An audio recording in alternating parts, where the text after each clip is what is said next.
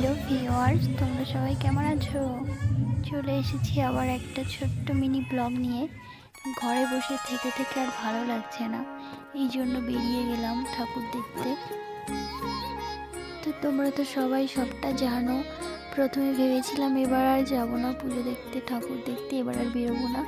তো ভাইয়ের বউ, তার এবার ফার্স্ট পুজো, তার বিয়ের পর এবার ফার্স্ট পুজো। তো সে, তার মা এসেছিলো, আমাদের এখানে ভালো হয় পুজো, এই জন্য তার মা, সে, আমি, ফ্যামিলি সবাই মিলে বেরিয়ে পড়লাম।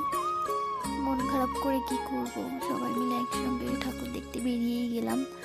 তো তোমরা তো ভালো করেই জানো বারাসাতে খুব সুন্দর পুজো হয়, আর সেখানে থেকেও আমি 4 বছর হয়ে গেছে সেইভাবে ঠাকুর দেখতে পারিনি। মনটা সত্যি ভালো ছিল না আমার। কত আশা করেছিলাম এবার খুব মজা করব, কিন্তু কিছুই হলো না। অনেক কিছু কিনে রেখেছিলাম যেগুলো সবাই একসঙ্গে বান্ধবীরা পরবো, ঘুরবো, মজা করবো, এখানে যাব সেখানে যাব, কিচ্ছু তো পূরণ হলো না। তো যেটুকু হচ্ছে সেটুকু নিয়েই একটু ভালো থাকার মতন অবস্থা আর কি। তবে সময় তো সবার একই রকম যায় না।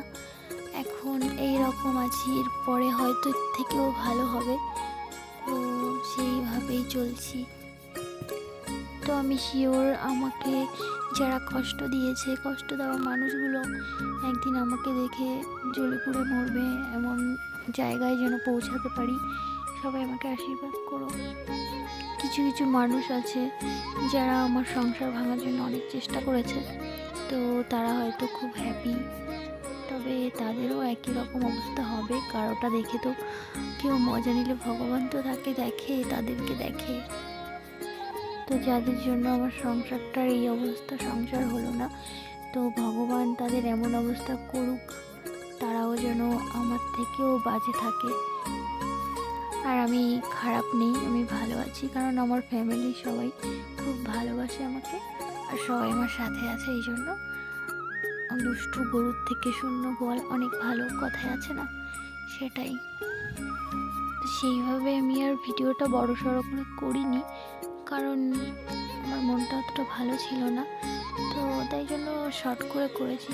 তো তোমরা যেটুকু করেছি দেখো।